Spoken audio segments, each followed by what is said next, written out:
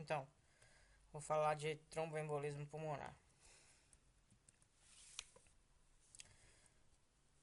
O tromboembolismo pulmonar consiste na obstrução aguda da circulação arterial pulmonar pela migração de trombos formados no sistema venoso profundo, com redução ou cessação do fluxo sanguíneo pulmonar para a área afetada.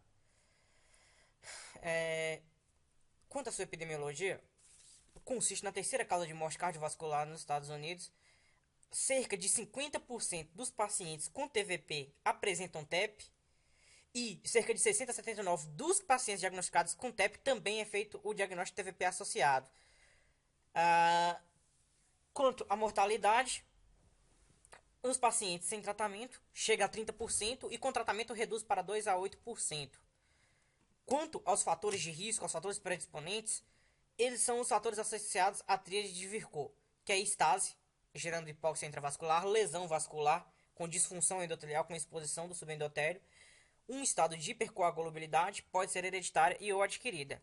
Os fatores de risco, eles podem ser divididos em primário e secundário, que estão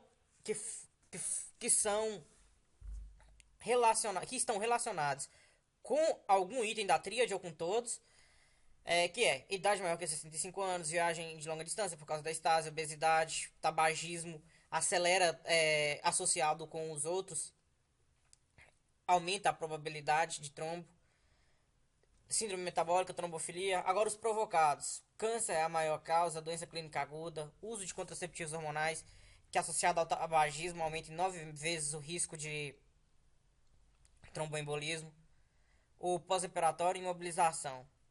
A sua patogenia vai depender de 4 motivos. 4 de 4 fatores: da área arterial ocluída, da reserva contrátil do ventrículo direito, da comorbidade cardiovascular prévia e da repercussão dos mediadores humorais. Então, quanto à fisiopatologia, a gente tem tanto aumento do shunt quanto aumento do espaço morto. Sendo que no espaço morto, a gente vai ter uma área bem perfundida, bem ventilada, mas pouco perfundida. Essa área vai liberar fatores humorais que vão fazer com os pneumócitos a longa distância, que estão longe desse local, não produzam surfactante. Com isso, causando colabamento do alvéolo, então vai ter também um aumento de shunt. Uma área bem perfundida, mas mal ventilada. E a obstrução, então na embolia pulmonar ocorre obstrução, mais efeitos neurohumorais, que eu já expliquei, vai causar aumento da pressão na artéria pulmonar, aumento da sobrecarga no ventrículo direito, causando sua disfunção. Se diminui sua função, se lhe causa disfunção, diminui o débito do ventrículo direito, desloca o seu septo intraventricular para o ventrículo esquerdo, o que causa uma diminuição da pré-carga de ventrículo esquerdo, consequentemente o seu débito, diminuindo a perfusão sistêmica, causando hipotensão, e uma vez que gera hipotensão, diminui a perfusão coronariana, que diminui a oferta de O2 no ventrículo direito, causando isquemia. Quanto aos sinais e sintomas, a dispneia, dor pleurítica, taquipneia e taquicardia são os principais achados. Agora, como cerca de até de 60 a 79% dos pacientes têm TVP associada, então dor na perna e edema de membros inferiores são muito comuns também. Sobre sinais e sintomas ainda, considerar a possibilidade de TEP na presença de dispneia súbita ou dor torácica do tipo pleurítica, aquela dor que aumenta com a inspiração, e tosse. Se tiver sintomas de TEP, facilita a hipótese diagnóstica de TVP, facilita a hipótese diagnóstica de TEP, que é edema, empastamento da panturrilha e dor, a dorsiflexão do pé. Lembrando que não é esse trombo que está mais relacionado com o TEP. Mas nessa região, quando ocorre um trombo, aumenta cerca de 90% a probabilidade de ter um trombo ilho-femoral também. E esse ilho-femoral que está associado ao TEP. É dividido em três tipos: maciço, moderado a grande, pequeno a moderado, sendo que o maciço é quando tem repercussão hemodinâmica com hipotensão, sem outras causas aparentes. O TEP moderado a grande é quando tem disfunção do ventrículo direito, visto pelo eco. O TEP pequeno a moderado é quando não há essas características ditas anteriores. O diagnóstico é de exclusão. Não é possível só diagnosticar com anamnese e exame clínico. Se suspeita de TEP, tem que fazer a probabilidade de solicitar exames complementares.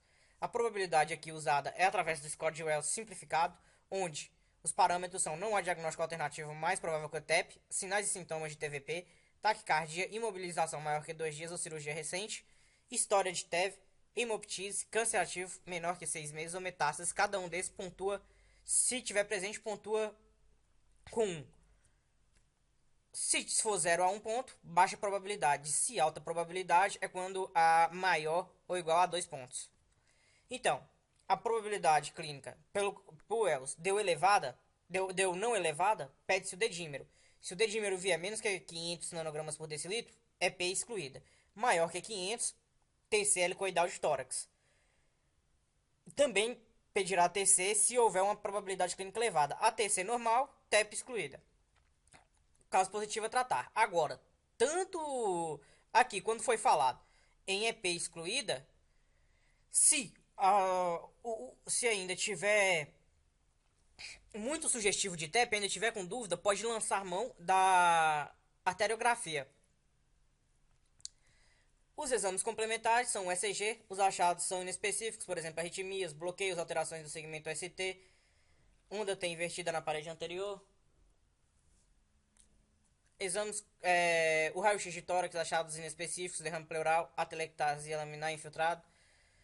Os sugestivos de embolia, mas não patognomônicos, é o sinal de Hampton, cunha com base pleural, sinal de Westermarck, oligoemia focal com artéria pulmonar proeminente. Sinal de Paula é a dilatação da artéria pulmonar. Aqui, nessa primeira, tem a corcova de Hampton, bem na base direita, mostrando uma área infartada aqui. Aqui à esquerda, nesse slide, tem uma dilatação da artéria pulmonar e uma oligoemia à direita, que é o sinal de Westermarck. E o sinal de Paula seria apenas essa dilatação da pulmonar, sem a oligoemia. O dedímero, como já falei, é muito sensível, mas pouco específico. Então, ele tem alto valor preditivo.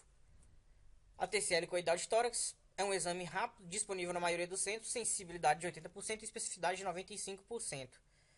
Aqui está uma TC mostrando um trombo, pela seta aí.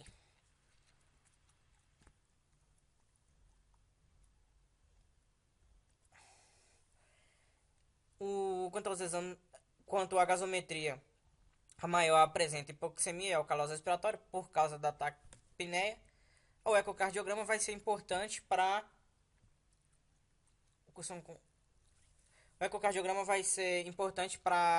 avaliar se há disfunção do VD. Portanto, é um marcador de mau prognóstico e também serve para classificar lá em grande a moderado, moderado a grande.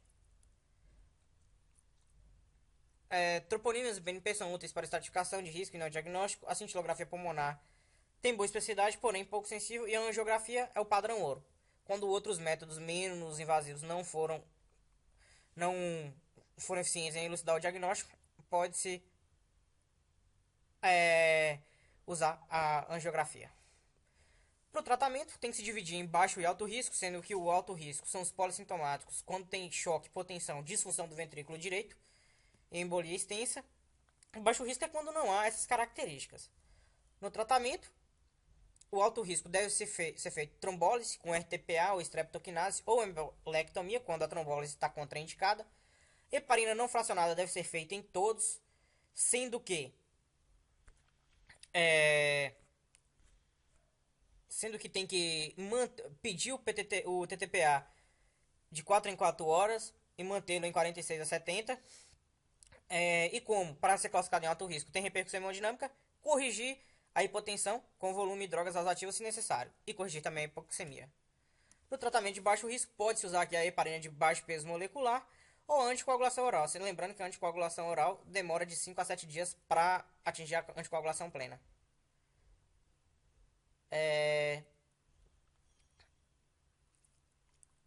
o... Quanto ao acompanhamento, se o TEP for de causa reversível, anticoagulação oral por 3 meses, pós-controle da causa. Se for idiopático, anticoagulação por no mínimo 3 meses, avaliar a necessidade de anticoagular por tempo definido. Se tiver TEP ou TVP recorrentes, anticoagular por tempo indefinido ou filtro de veia cava. O TEP ou TVP mais CA ativo, anticoagulação por tempo indefinido com heparina de